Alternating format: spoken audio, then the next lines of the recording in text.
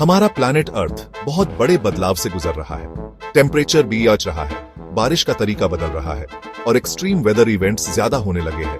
Climate change का सबसे बड़ा कारण है एटमॉस्फेयर में ग्रीन हाउस गैसेस का बढ़ना। ये गैसेस जैसे कार्बन डाइऑक्साइड, मीथेन और नाइट्रस ऑक्साइड धूप से गर्मी सोख लेते हैं और प्लैनेट को गर्म कर देते हैं। इंसानों के काम, खासकर फॉसिल फ्यूल्स जलाना, इन गैसेस की मात्रा बहुत बढ़ा रहे हैं। बढ़ते समुद्र के पानी से कोस्टल कम्युनिटीज को खतरा है और टेम्परेचर और बारिश के पैटर्न में बदलाव से एग्रीकल्चर और फूड सिक्योरिटी पर असर पड़ रहा है। हमें क्लाइमेट चेंज से निपटने के लिए अभी एक्शन लेना बहुत जरूरी है। ग्रीन हाउस गैस इमिशंस कम करना बहुत महत्वपूर्ण है। इसके लिए क्लीनर एनर्जी और सस्टेनेबल प्रैक्टिसेस की और बढ़ने के लिए ग्लोबल एफर्ट की जरूरत है।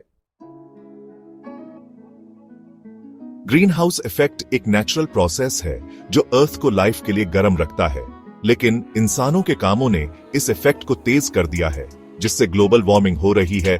फॉसिल फ्यूल्स का जलना, डिफॉरेस्टेशन और इंडस्ट्रियल प्रोसेसेस से बहुत सारे ग्रीन हाउस गैसेस एटमॉस्फेयर में निकलते हैं। कार्बन डाइऑक्साइड जो सबसे इंपॉर्टेंट ग्रीन हाउस गैस है, मुख्य रूप से कोल, ऑयल और नेचुरल गैस को एनर्जी के लिए जलाने से निकलता है। डिफॉरेस्टेशन से पेड़ कट जाते हैं जो एटमॉस्फेयर से कार्बन डाइऑक्साइड सोखते हैं और ये समस्या और बढ़ा देता है। जैसे जैसे ग्रीन हाउस गैस कंसेंट्रेशंस बढ़ती है, वो एटमॉस्फेयर में ज्यादा गर्मी फंसा लेते हैं, जिससे प्लैनेट धीरे धीरे गर्म होता जाता है। इस वार्मिंग इफेक्ट से बहुत बड़े बदलाव होते हैं, जैसे वेदर पैटर्न्स में बदलाव, सी लेवल्स का बढ़ना और पूरी दुनिया में इकोसिस्टम्स पर असर पड़ता है। बढ़ते टेम्परेचर से ग्लेशियर्स और आइस कैप्स भी तेजी से पिघलने लगते हैं, जिससे सी लेवल्स और बढ़ते हैं। क्लाइमेट चेंज का असर पूरी दुनिया में देखने को मिल रहा है और प्रकृति हमें साफ चेतावनी दे रही है।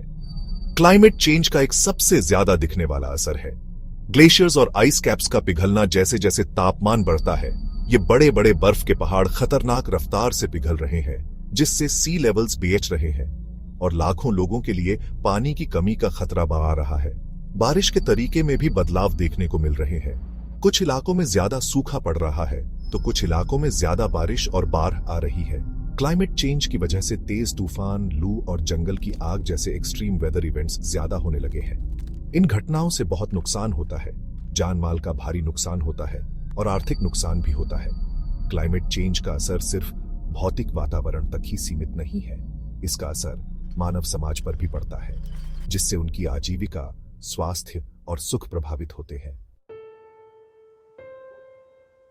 Section 4, India's climate change struggle.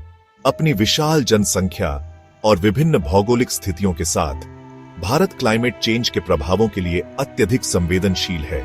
बढ़ता हुआ समुद्र का स्तर भारत के लंबे तटरेखा के लिए एक बड़ा खतरा है, जिससे लाखों लोगों के विस्थापन और आर्थिक तंगी का खतरा है। तटीय कटाव, खारे पानी का दखल और अधिक बार और तीव्र चक्रवात पहले से ही तटीय समुदायों को प्रभावित कर रहे हैं। बारिश के प्रारूपों में बदलाव कृषि को प्रभावित कर रहे हैं, जो भारतीय अर्थव्यवस्था की रीढ़ है।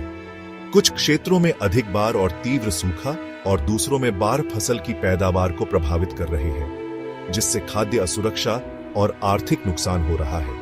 हिमालय के ग्लेशियर, जो भारत और पड़ोसी देशों में लाखों लोगों के लिए पानी का एक महत्वपूर्ण स्रोत है, जलवायु परिवर्तन के कारण खतरनाक दर से पिघल रहे हैं।